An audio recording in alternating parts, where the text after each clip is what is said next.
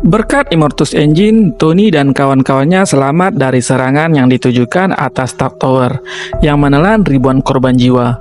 Kini mereka berada 6 bulan di masa depan dan menggunakan satelit mata-mata milik ayahnya sebagai markas. Mereka awalnya memiliki waktu 2 tahun untuk menghentikan The Maker. Sejak The Maker terperangkap di DCT, kini mereka hanya punya waktu tersisa 18 bulan. Hai, selamat datang di Cerita Komik. Ini adalah isu pertama dari The Ultimates. Selamat menikmati. Tony menyarankan untuk mundur 60 tahun ke masa lalu, ketika The Maker pertama kali datang ke universe mereka dan menghentikannya saat itu. Tapi Dr. Doom menjelaskan, mereka hanya bisa pergi sejauh 6 bulan ke masa depan dan masa lampau, sejak temporal shield milik The Maker dinonaktifkan.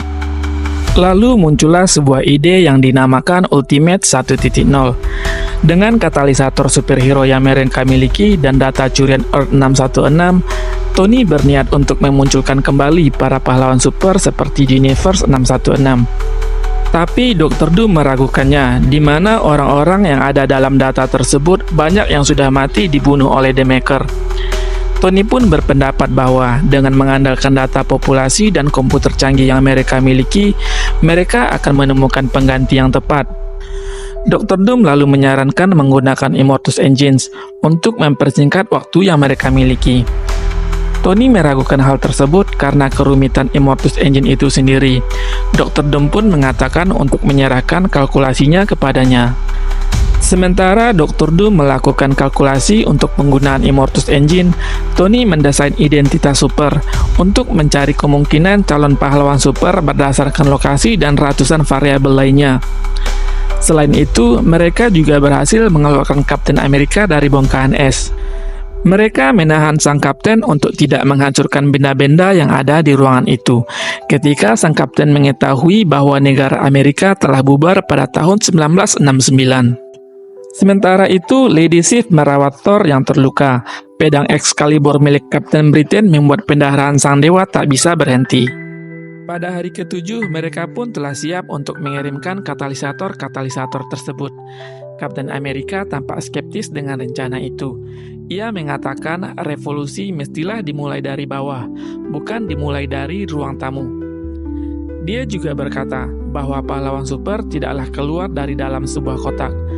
Tony dan Dr. Doom bersikeras akan berhasil dan berpendapat bahwa usaha mereka berdasarkan hitungan matematika dan teknik yang cukup rumit. Tony pun mengirimkan katalisator-katalisator tersebut ke 6 bulan di masa lalu untuk setiap calon superhero yang telah ditentukan. Harapan bahwa dunia akan dipenuhi para pahlawan super pun sirna. Setelah beberapa saat kemudian tak ada perubahan yang terjadi. Paket yang mereka kirimkan berakhir ditolak, dicegat, atau menyebabkan kematian bagi penerimanya. Tony mengaku kalah dan menerima fakta bahwa Kapten Amerika adalah benar. Dr. Doom berkata Tony bereaksi berlebihan. Sebuah eksperimen tidaklah berhenti hanya karena sebuah kegagalan. Tapi Tony bertekad tak akan mau lagi dengan eksperimen yang bisa menyebabkan kematian. Cerita berlanjut dengan Henry Pym dan Jane Fonda yang dipanggil ke sebuah restoran untuk membasmi hama yang telah mencuri pasokan makanan restoran itu. Ketika sedang mencari hama tersebut, Jane akhirnya memberanikan diri bertanya, apa yang membuat Henry menjauh sejak beberapa bulan terakhir. Henry menghindar untuk menjawab dan berkata bahwa dia berantakan. Jane berkata ia masih mencintai suaminya dan ia mulai berangan-angan untuk mempunyai anak. Henry dan Jane akhirnya menolak pekerjaan dari restoran itu setelah mengetahui hama tersebut adalah Rasmoloid. Ketika dalam perjalanan pulang, mobil mereka dihadang oleh Iron Lad yang meminta mereka untuk berbicara. Melihat hal itu, Henry memacu mobilnya untuk menghindar. Tapi tiba-tiba hantaman palu Thor di bagian depan van tersebut membuat mobil itu berhenti. Hal itu juga dengan tidak sengaja memutar rekaman Tony Stark dari paket katalisator yang dikirimkannya ke 6 bulan di masa lalu. Rekaman itu menjelaskan bahwa takdir Henry dan Jane sebagai superhero telah diambil dari mereka, seperti kecelakaan yang mencederai otak Henry Pym yang ternyata disebabkan oleh The Maker. Henry telah menerima paket katalisator dari Tony Stark sejak 6 bulan yang lalu dan menyembunyikan keberadaan tentang paket tersebut dari istrinya Jane. Hal itu disebabkan karena Henry melihat versi dirinya dari Universe 616 yang telah melukai banyak orang termasuk istrinya, dan dia tidak mau hal itu terjadi. Tiba-tiba di hadapan mereka muncullah Captain Britain bersama pasukan Black Crusade.